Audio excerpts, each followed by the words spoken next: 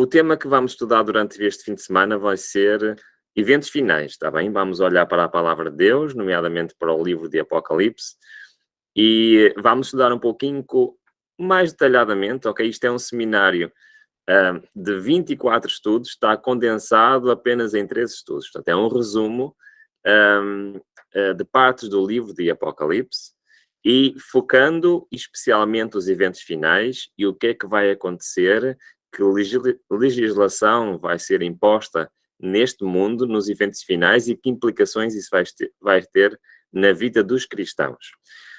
Então, hoje nós vamos estudar um bocadinho do livro do Apocalipse, mas também ver história, ver o que é que se passa neste mundo à nossa volta e ver qual é a situação, quais são os argumentos que vão levar, então, à instituição das leis dominicais. Espero que gostem de profecia. Este fim de semana vai ser dedicado à profecia. É um dos meus temas preferidos, a seguir à justiça de Cristo. As profecias, e especialmente as profecias que ainda não se cumpriram, são dos meus temas preferidos. E por isso vamos fazer uma pequena viagem pelos eventos finais. Eu vou partilhar aqui o meu ecrã convosco para poderem acompanhar os textos, para assim podermos avançar um pouco melhor. E o tema geral para este fim de semana é exatamente o que podem ver no vosso ecrã, que é as 5 leis dominicais. E vamos começar hoje pela primeira parte e ao longo deste fim de semana vamos então estudar o que é isto das 5 leis dominicais. Para iniciar o nosso estudo, porém, nós vamos começar por abrir a Bíblia em Apocalipse, capítulo 7, versículo 1 e 2, que tem uma profecia muito interessante que nos introduz a este tema. E diz o seguinte, no versículo 1 e 2, depois disto, vi 4 anjos em pé nos 4 cantos da terra, retendo os 4 ventos da terra, para que nenhum vento soprasse sobre a terra, nem sobre o mar, nem contra árvore alguma. E vi outro anjo subir do lado do sol nascente, tendo o selo do Deus vivo, e clamou com grande voz aos quatro anjos, os quais fora dado que danificasse a terra e o mar. Nós, quando estudamos o livro do Apocalipse, temos que ter a consciência de que o livro do Apocalipse é um livro simbólico, que tem linguagem simbólica e que a sua interpretação ficou oculta durante muitos séculos. E só realmente no final da profecia dos 1260 anos, que terminou em 1798, é que a revelação tanto do livro de Daniel como do livro do Apocalipse, que são na prática um só livro, é como se fosse a primeira parte e a segunda parte, é que esse conhecimento se tornou patente aos homens. E que logo no início do século XIX, homens em todo o mundo, homens e mulheres estudiosos da palavra de Deus, conseguiram então, pela ajuda do Espírito Santo, a entender a significação destas profecias. E esta profecia é uma profecia que realmente resume e nos introduz ao tema de hoje. Basicamente, o que este texto está a dizer é que, em primeiro lugar, nós olhamos e vemos que não existe 4 cantos na Terra, nem existe 4 ventos, não é? Mas o que é que isto tudo quer dizer? Eu pus aqui um quadro para ser mais fácil para nós entendermos. É claro que nós, se tivéssemos mais tempo, íamos estudar versículo por versículo, mas 4 cantos da Terra, se nós formos a analisar vários versículos, significa basicamente toda a Terra, a globalidade da Terra. Os 4 ventos significam todas as direções, norte, sul, oeste, de todo lado. O vento, no contexto profético, significa destruição, significa ira de Deus. A terra significa um local com poucas pessoas e o mar e as águas, como vimos aqui neste texto, significam um local onde tem muitas pessoas. Então, se nós olharmos novamente, tendo em consideração este dicionário profético, se olharmos novamente para este texto, basicamente aquilo que nos está a dizer é que Deus está,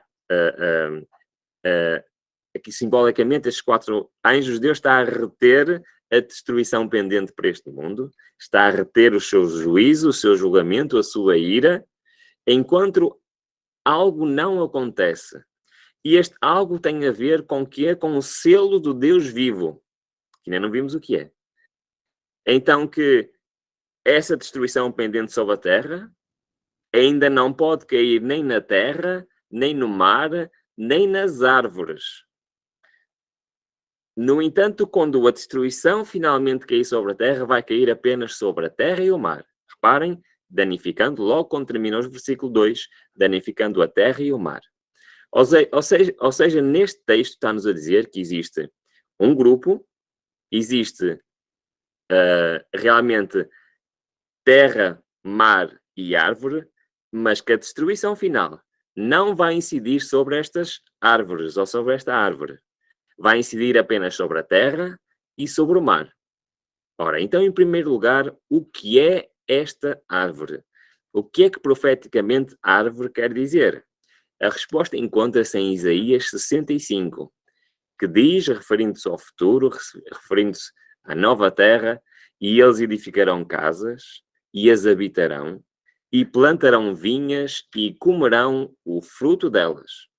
Não edificarão para que outros habitem, não plantarão para que outros comam, porque os dias do meu povo serão como os dias da árvore, e os meus escolhidos gozarão por longo tempo das obras da sua mão. Este texto está a dizer algo de extraordinário. No tempo do fim, haverá destruição? Sim, haverá destruição. Haverá ira de Deus a ser aplicada ao homem? Sim. Tanto nos locais muito habitados, como nos locais pouco habitados, como nos diz o texto. No entanto, existe uma exceção. A árvore, ou seja, como acabamos de ler, o povo de Deus não será afetado, não será prejudicado por esta destruição dos eventos finais. Então, a primeira promessa que Deus nos está a dar em Apocalipse 7, 1 a 2, é que o povo de Deus, aqueles que têm o selo do Deus vivo, serão poupados das calamidades, do sofrimento, da destruição que se aproximará nos eventos finais. Este é o primeiro ponto, ok? Antes de vermos efetivamente o que é que vai acontecer. O segundo ponto é o selo de Deus vivo. Nós sabemos exatamente que um selo, na antiguidade, era um anel que servia para identificar documentos ou autenticar documentos, e esse anel identificava a quem pertence, identificava o cargo e identificava também o quê? O seu território de governação. E este anel, este selo, estava diretamente relacionado com o quê? Com a promulgação de leis. Ainda hoje em dia é algo parecido. Por exemplo, aqui em Portugal, nós somos uma república, nós temos um primeiro-ministro, um governo, que juntamente com a Assembleia da República idealizam leis, mas depois essas leis têm que ir ao Presidente da República, em que ele vai então assinar ou não essa lei.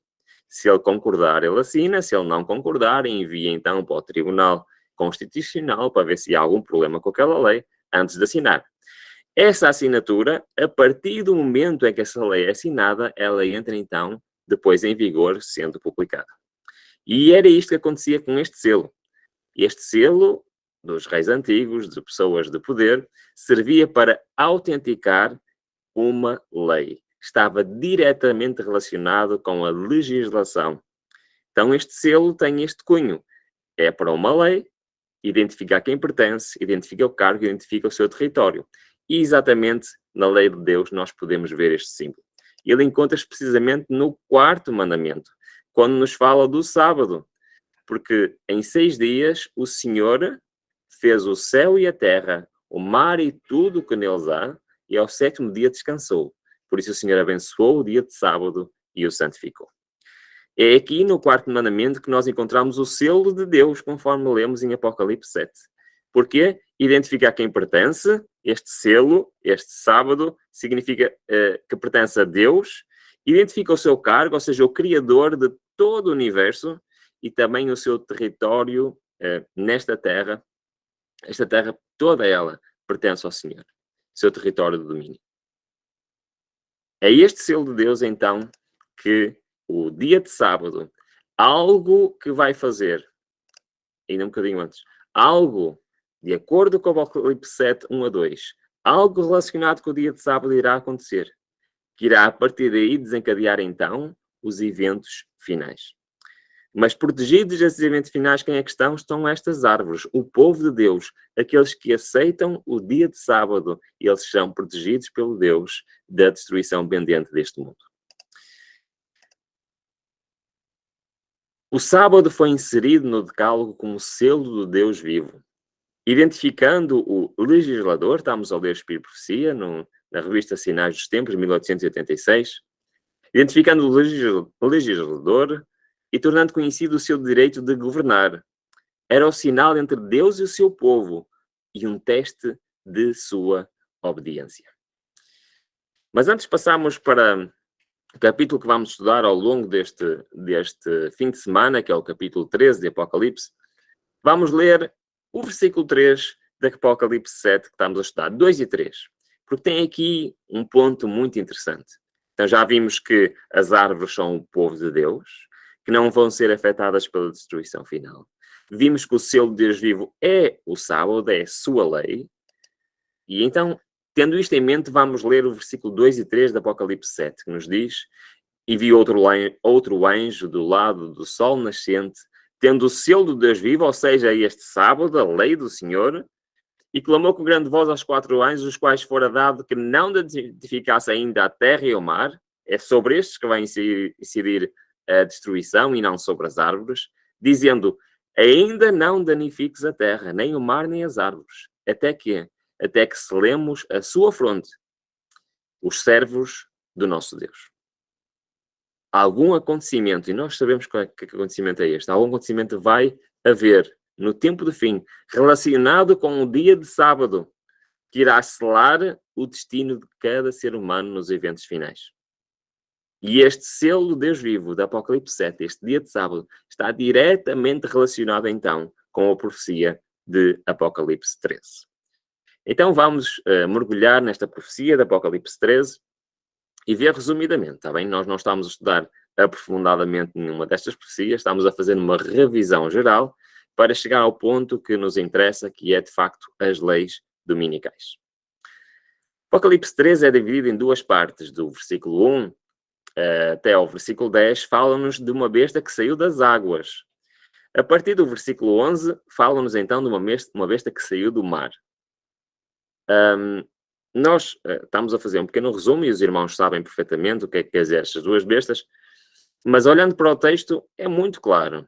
Nós olhamos para esta besta que saiu do mar, que saiu de um lugar onde existem muitas pessoas, que tem nomes de blasfémias, e o próprio texto no versículo 2 dá uma pista de quem é, porque é semelhante a um leopardo, pés de urso, bocas de leão, e que o dragão deu-lhe o seu poder e o trono e grande autoridade. Isto é uma direta referência à profecia de Daniel 7, onde encontramos exatamente um leão, encontramos um urso, encontramos um leopardo, ou seja, este poder, esta besta que saiu do mar, herdou todas estas ideias anteriores, quer do Império de Babilónia, quer do Império Medo-Persa, quer do Império da Grécia. Então, obviamente, de acordo com esta descrição, corresponde a um império que se sediava em Roma. E nos versículos a seguir, identifica completamente, porque foi permitido fazer guerra contra os santos e vencê-los e deu-se autoridade sobre toda a tribo, povo, língua e nação. E, de facto, este poder, esta besta que saiu do mar, exercer a autoridade de acordo com a palavra de Deus durante 1260 anos, desde 568 a 1798, e fala-nos, então, do poder de Roma papal. Esta besta que saiu do mar. Mas o foco dos eventos finais não é nesta besta. Embora ele tenha a sua ideologia, assuma um papel vital nos eventos finais, aquela que vai perseguir, aquela que vai ter uma parte ativa, legislativa, civil nos eventos finais é, de acordo com Apocalipse 13, 11 e 12, a besta que subiu da terra, de um local que inicialmente tinha poucas pessoas. E este, sim, irá exercer toda a autoridade da primeira besta na sua presença. Ou seja, a primeira ainda não deixou de existir, está lá, está presente, mas esta besta irá então exercer toda a autoridade. Eu gosto muito de... Existem muitas maneiras diferentes de analisarmos e identificar quem é a besta que saiu da terra, de Apocalipse 13, a partir do versículo 11. Mas a minha preferida é estudando Apocalipse 17, do versículo 9 ao versículo 11. Porque é uma profecia que é um pouco desconhecida, mas é uma profecia que nos aponta exatamente, nos mostra quem é, a data em que iniciou esta, digamos, este poder político, esta besta. A besta é simplesmente um símbolo do Apocalipse para um poder político, para um reino. E eu gosto de ir a Apocalipse 17, lá nos diz claramente quem é, então, esta besta. E vamos rapidamente fazer aqui um parêntese e vamos estudar esta profecia. Esta profecia é um pouco complexa, está bem? Mas vamos estar atentos a entender o que ela quer dizer. Diz assim: aqui está a mente que tem sabedoria. As 7 cabeças são 7 montes sobre os quais a mulher está assentada. E agora a parte que nos interessa. São também 7 reis. 5 já caíram. Um existe e o outro ainda não é vindo. De vier deve permanecer por pouco tempo. A besta que era e já não é também o 8º rei. É dos 7 e vai-se para a perdição. Ok. Antes de nós entendermos exatamente isto, vamos tentar desmistificar um bocadinho o que é que isto quer dizer. Reparem bem. Este texto e todo o Apocalipse 7 está a falar de quê? De Babilónia. Quem é Babilónia? Roma papal. E está a dizer o seguinte, que na altura deste reino, na altura em que este reino vai estar a exercer a sua autoridade, durante este período de 1260 anos, nessa altura, um destes 7 reinos existe. Então, se existe, quem é? É Roma papal. Também está a dizer que nessa altura, 5 destes reinos já não existem, já caíram. E também está a dizer que ainda vai existir um novo reino no futuro. Portanto, na Idade Média, na altura de Roma papal, desta Babilónia está no auge do seu poder, 5 reinos já caíram e um está no futuro. E mais, depois diz que este poder, a besta que era e que depois já não era, que recebeu esta ferida mortal, que podemos ler num outro capítulo do Apocalipse, ela não vai, ao contrário de todos os anteriores, ela não vai deixar de existir. Quando vier um novo, vai continuar a existir e é também o 8º reino. Ok? Até aqui está claro? Alguma dúvida? Se tiverem alguma dúvida, por favor, me interrompam, coloquem a mão no ar e eu terei todo o gosto em tentar esclarecer. Então, para que não haja dúvidas, o reino, se existe um reino atual que se refere a Babilónia, 5 já passaram, um está no futuro, então Babilónia é o 6º deste reino. Roma papal, que teve a sua autoridade de 538 até 1798, é então o 6º destes reinos. E porquê que eu coloco estes 7 reinos em ordem como está aqui? Porque é exatamente a ordem que Ellen White diz que eles se estabeleceram. Aliás, esta profecia tem dado asas a muita imaginação profética. Nós temos muitas pessoas, muitos irmãos e até alguns pastores que levam esta profecia para coisas que nada têm a ver com aquilo que nos foi revelado e ela não é até muito clara sobre o que é que quer dizer esta profecia. E então, a proposta para já é que o 6º reino é Roma papal. Quais são, então, os 5 primeiros? Vamos ler, então, no livro de Educação, que nos explica isto perfeitamente. A subversão final de todos os domínios terrestres está claramente perdida na palavra da verdade. O fim dos reinos deste mundo. Na profecia proferida quando a sentença divina foi pronunciada sobre o último rei de Israel, deu-se esta mensagem. Qual é a profecia pronunciada sobre o último reino de Israel? Isso encontra-se em Ezequiel, capítulo 21, versículo 26 a versículo 27, que diz o seguinte, portanto, é uma profecia enviada pelo profeta Ezequiel ao último rei de Israel, ao final do reinado e do domínio do povo de Israel. E diz assim diz o Senhor Jeová, tira o diadema, ou seja, tira a tua coroa, levanta essa tua coroa, exalta o humilde, humilha o soberbo, ao revés, apurei. E ela não será mais, até que venha aquele a quem pertence de direito, e a ele darei. Esta profecia de Ezequiel é uma profecia bem contundente para o último rei de Israel.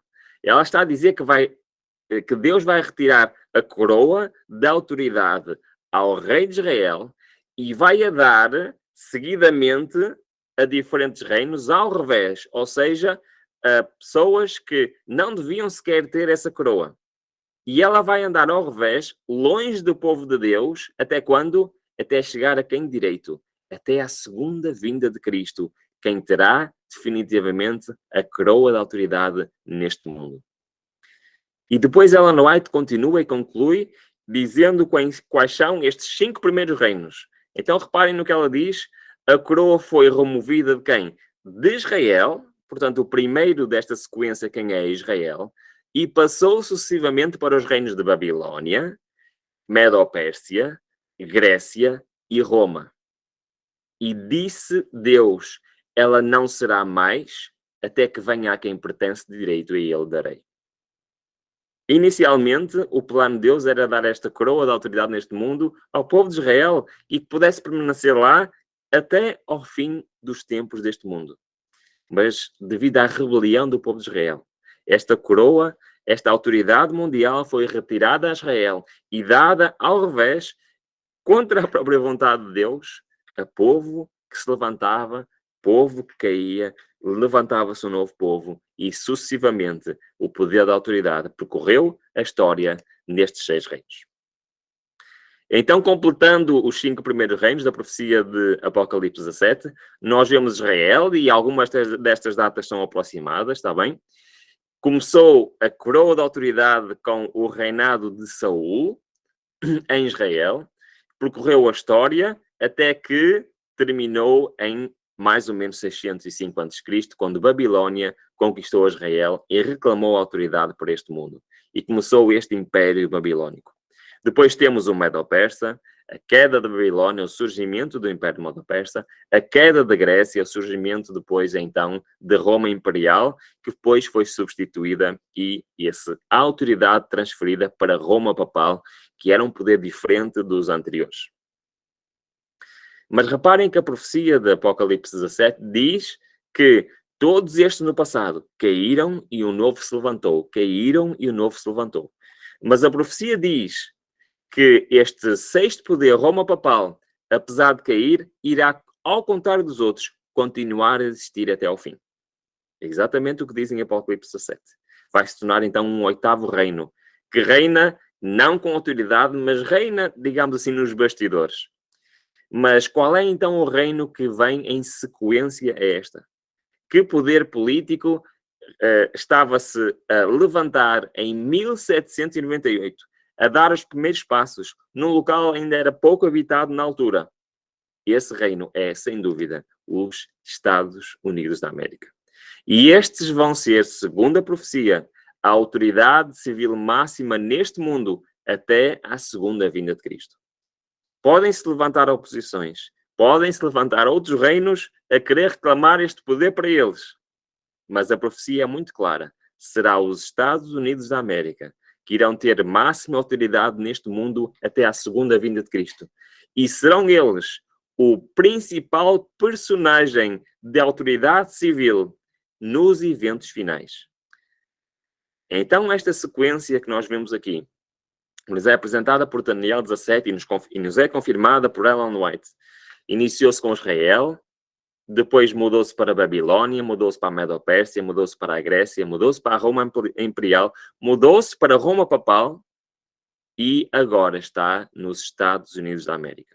E são eles que vão pôr em prática as profecias de Apocalipse 13, a partir do versículo 11, que vão impactar diretamente o povo de Deus. E agora sim, vamos começar a estudar o que é estas 5 leis dominicais. Porquê? O que é que o texto diz de Apocalipse 13, 14? Diz que este poder, desculpem, os Estados Unidos da América, esta besta que saiu da terra, o que é que diz? Por meio dos sinais que lhe foi permitido fazer na presença da besta, ou seja, na presença do poder de Roma papal, que vão continuar a existir estes dois poderes até à segunda vinda de Cristo. O que é que os Estados Unidos vão fazer? Vão enganar os que habitam sobre a terra. E lhes dizia que fizessem uma imagem à besta que foi ferida à espada e viveu. Então esses Estados Unidos vão fazer uma coisa muito interessante. E eles vão copiar aquilo que a Igreja de Roma fez durante o seu período de autoridade. Vão exatamente imitar aquilo que foi feito ao longo de vários anos e vão pôr em prática exatamente as mesmas coisas, as mesmas leis, o mesmo objetivo e o mesmo poder de autoridade. Mas como? Através do engano. E nós vamos ver exatamente quais são os argumentos que vão ser usados pelos Estados Unidos para enganar todo mundo. Mas o objetivo principal deste poder dos Estados Unidos da América é o quê? É fazer aquilo que se encontra no versículo 16. E diz a todos pequenos e grandes, ricos e pobres, livres e escravos, faz com que recebam uma marca na mão direita ou na fronte. Nós vimos em Apocalipse 7 que para o povo de Deus está reservado o quê? O selo de Deus, a sua lei, em específico o dia de sábado. Mas este poder, os Estados Unidos querem impor algo diferente. Em vez do selo de Deus, eles querem impor o quê? A marca da besta. E esta marca deve ser posta na mão direita ou na fronte. Ora, como é que nós sabemos que isto está relacionado com a lei de Deus? É muito simples. Vamos a Deuteronômio capítulo 6 e nos diz o seguinte. E se eu vos perguntar onde está descrito na Bíblia os 10 mandamentos, vão dizer que está em Êxodo capítulo 8. Mas na realidade os 10 mandamentos estão em dois locais diferentes. Estão em Êxodo capítulo 8 e em Deuteronômio capítulo 5. Então, quando termina a descrição dos 10 mandamentos em Deuteronômio capítulo 5, Deuteronômio capítulo 6, versículo 1, começa desta maneira. E estes, pois, são o quê? Os mandamentos. Os estatutos e os preceitos que o Senhor teu Deus mandou ensinar-te. E depois, o que é que este texto nos diz para fazer com os mandamentos? Reparem, ensinarás a teus filhos, no versículo 7, e deles falarás sentado em tua casa e andando pelo caminho, e ao deitar-te e ao levantar-te. Também as atarás por sinal onde? Na tua mão, e serão por frontal entre os teus olhos. Deus basicamente está a dizer aqui ao povo de Israel, e também a cada um de nós, que nós temos de pôr os mandamentos de Deus onde? Nas nossas mãos, na ação, naquilo que nós fazemos, devemos cumprir os mandamentos de Deus, e também na nossa fronte. Porque na nossa mente nós devemos aceitar e querer realmente que, por desejo, cumprir com a lei de Deus. Então, vemos que aquela profecia que nós acabamos de ler, da marca da besta na mão direita e na fronte, está diretamente relacionada com a lei de Deus. E se o selo de Deus era o sábado, o que é que será então esta marca da besta? É muito simples, vamos à ideologia de Roma e eles próprios nos vão dizer qual é esta marca. Qual é a marca de autoridade da ideologia romana? Diz assim, o domingo, fonte oficial de Roma, o domingo é a marca de nossa autoridade. A Igreja está acima da Bíblia e a transferência prática do descanso sabático é prova desse facto. É claro que a Igreja Católica afirma que a modificação foi um ato seu, uma marca de poder eclesiástico e autoridade em questões religiosas. Então, Apocalipse 7 nos apresenta o selo de Deus, o sábado. Apocalipse 13 nos apresenta a marca da besta, ou seja, o dia do domingo.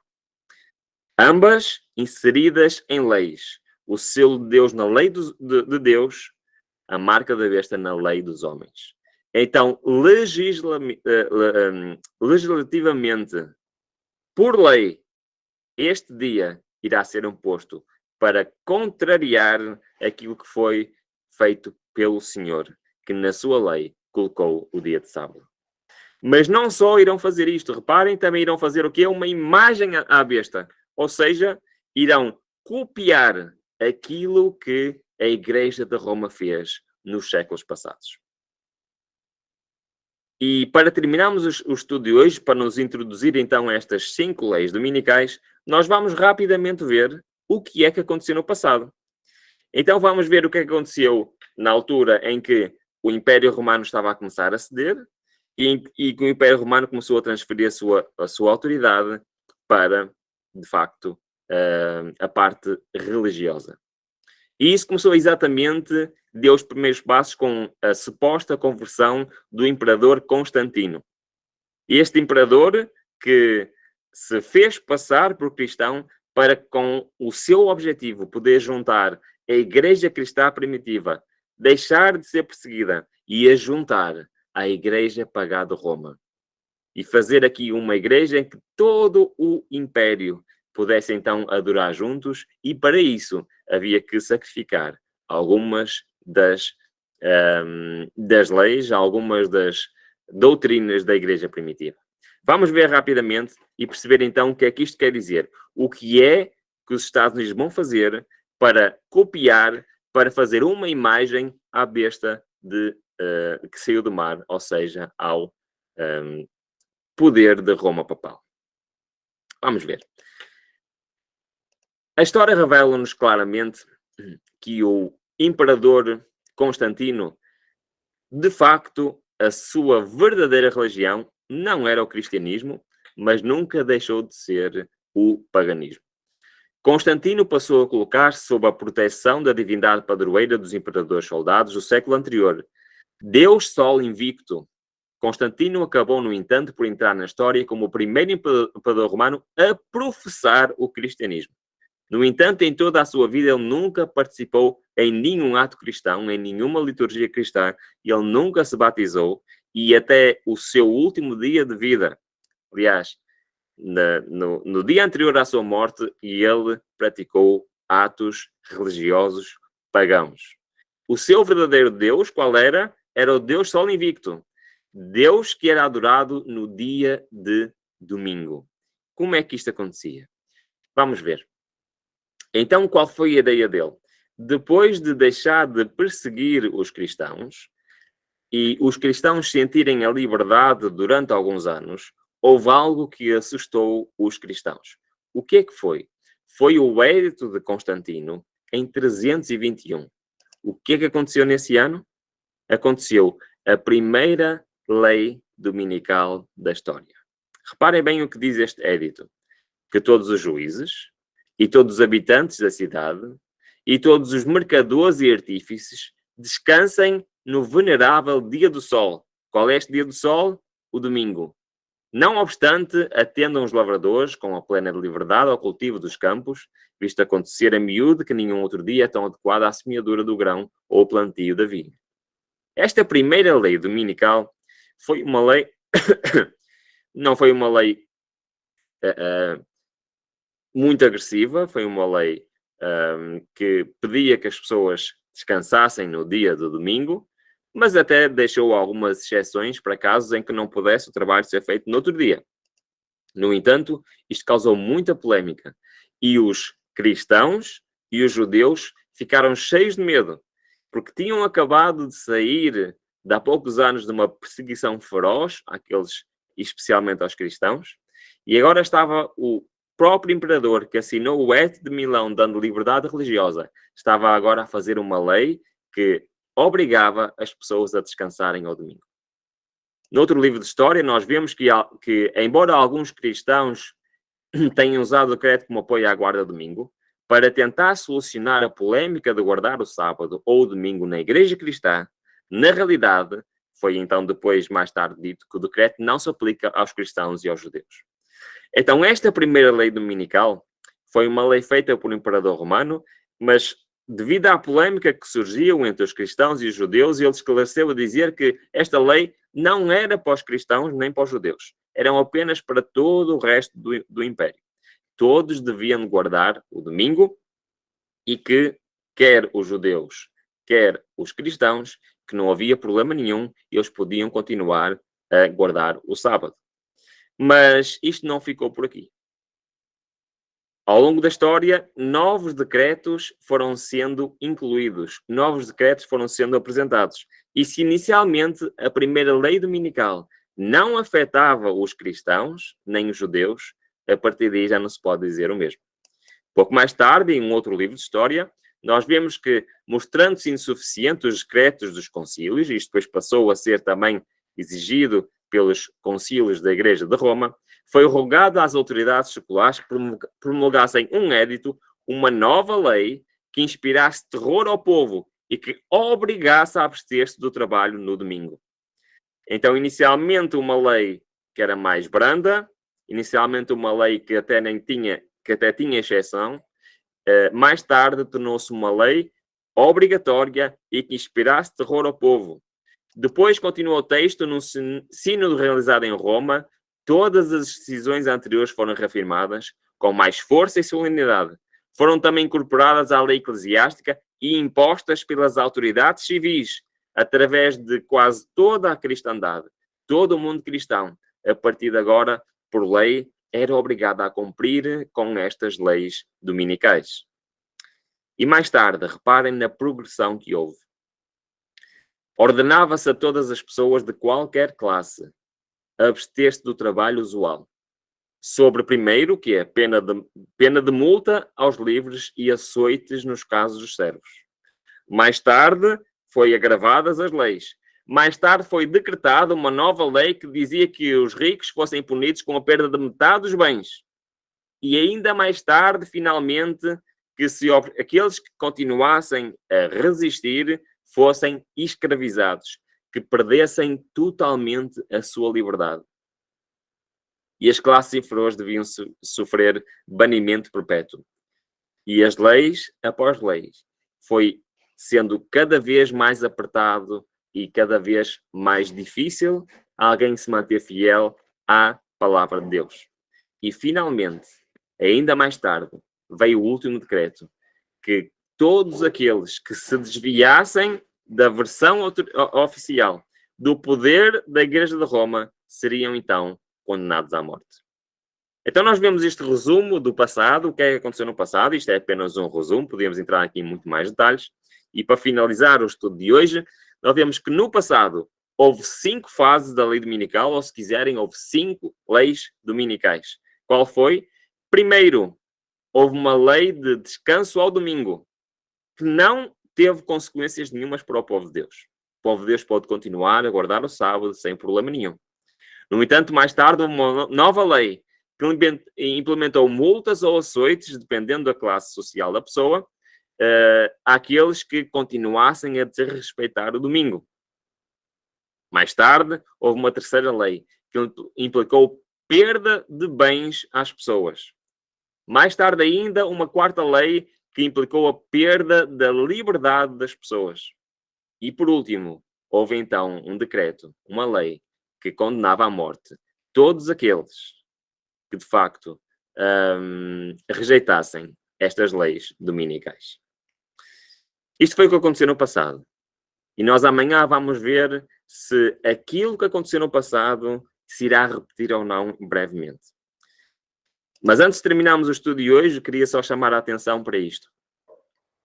Porque este poder, o poder dos Estados Unidos, por meio de sinais, foi-lhes permitido fazer na presença da besta, enganava os que habitavam sobre a terra. Todo este mundo vai ser enganado por argumentos extraordinários. Nós amanhã vamos ver exatamente quais os 2 argumentos que vão ser utilizados pelos Estados Unidos, inspirados na doutrina de Roma, que vão enganar todo mundo para a implementação da primeira lei dominical. Por isso, não percam o estudo de amanhã. O estudo de amanhã é se calhar o mais importante dos 3 estudos. E estes argumentos vão levar com que as pessoas aceitem de bom grado a lei dominical, a primeira. E depois ainda vamos estudar o argumento que vai levar à segunda lei dominical. E só a partir daí é que as coisas vão começar a apertar a sério. Vimos que os povos nesta terra vão ser enganados e a imagem à besta vai ser promulgada. Aquilo que aconteceu no passado vai acontecer novamente. No entanto, para terminarmos o estudo de hoje, eu queria que pudéssemos abrir a nossa Bíblia, porque tem uma mensagem extraordinária, o profeta do Velho Testamento, Sofonias, tem uma mensagem extraordinária para nós hoje, que está relacionado com isto mesmo. Nós estamos a falar de leis dominicais, estamos a falar de eventos finais, mas, irmãos, isto aproxima-se cada vez mais. Cada dia que passa é menos um dia na contagem decrescente para o início das cenas que estudamos hoje. Em Apocalipse 7 diz que a ira de Deus apenas irá ser derramada quando a sua lei for anulada. Vamos ler aqui em Sofonias, capítulo 2, e versículo 1 e primeira parte do versículo 2. Irá haver decreto dominical? Sim, irá haver decreto dominical. E ele vai ser aprovado. E se calhar bem mais breve do que nós imaginamos. Mas reparem bem no que diz o texto. O texto é dirigido para o povo de Deus, para as cenas dos tempos do fim. E esta mensagem diz assim: congrega-te, sim, congrega-te, ó nação que não tens desejo. Está a falar para nós, congrega-te. E depois diz, antes que saia o decreto. Irmãos, esta profecia aqui de Sofonias é extraordinária para nós. A partir do momento em que a primeira lei dominical seja promulgada, aqueles que não conhecem a verdade ainda terão uma segunda oportunidade. Quando a pregação final das 3 mensagens angélicas, muitos que vão ouvir pela primeira vez a verdade vão se converter e juntar ao povo de Deus. Mas para o povo de Deus, para aqueles que conhecem a verdade, o tempo de preparação é hoje. O tempo de preparação é agora. O povo de Deus não pode esperar até que as coisas, até que as profecias comecem a cumprir relativamente à lei dominical para se preparar. Quando surgir esta lei, a primeira, será tarde demais para eu me preparar. Será tarde demais para cada um de nós nos prepararmos que conhecemos a palavra de Deus. Nós temos a obrigação de nos preparar hoje. Temos a obrigação de estarmos prontos hoje. Temos a obrigação de hoje entregar a nossa vida completamente nas mãos do Senhor. Deixar que a sua justiça nos seja imputada e nos seja comunicada.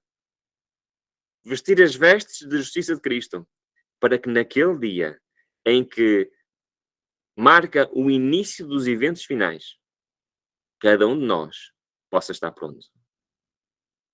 Se queres saber quais são os argumentos que vão ser usados, não percas o estudo da manhã. Mas o mais importante é hoje, eu decidir hoje colocar a minha vida nas mãos do Senhor, para que eu possa estar pronto quando tudo isto acontecer. Profecias da Bíblia nunca falharam. E as profecias da Bíblia que ainda não se cumpriram vão se cumprir exatamente como estão profetizadas. Que o Senhor, de facto, nos possa abençoar grandemente, que Ele nos possa inspirar o nosso coração e, sobretudo, possamos nos preparar para os eventos que se aproximam. Em nome de Jesus. Amém.